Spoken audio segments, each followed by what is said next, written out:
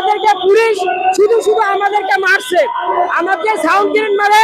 আমার এই যে দেখেন কানের, আমি শুনতেছি না, আমার সাউন্ড গ্রেনেড মারছে, আমার এই জায়গায় সাউন্ড গ্রেনেড মারছে। আমি আন্দোলন করছি, আমি অসুস্থ করছি। এই যত অরাজকতা সম্পূর্ণ পুলিশ দেয়।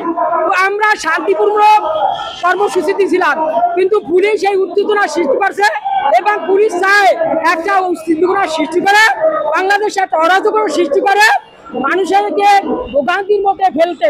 আমরা চাই না সরকারকে ভোগান্তির মধ্যে ফেলতে, কিন্তু পুলিশ চায় দেশে একটা অরাজকতা সৃষ্টি করে ফ্যাসিস্ট তৈরি করতে। আমরা চাই না, আমরা শিক্ষক, আমরা চাই শান্তিপূর্ণ সমাবেশ করে সরকারকে জানান দিয়ে আমরা আমাদের দাবি আদায় করে এখান থেকে চলে যাব।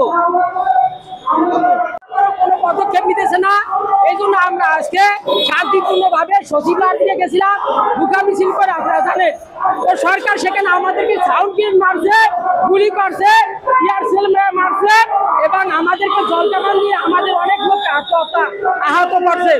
আমরা এখানে তারপর যাবো না, আমাদেরকে যতদিন পর্যন্ত জাতীয়করণ অথবা প্রজ্ঞাপন জারি করা না হবে, আমরা প্রজ্ঞাপন না দিলে আমরা এখান থেকে যাবো না।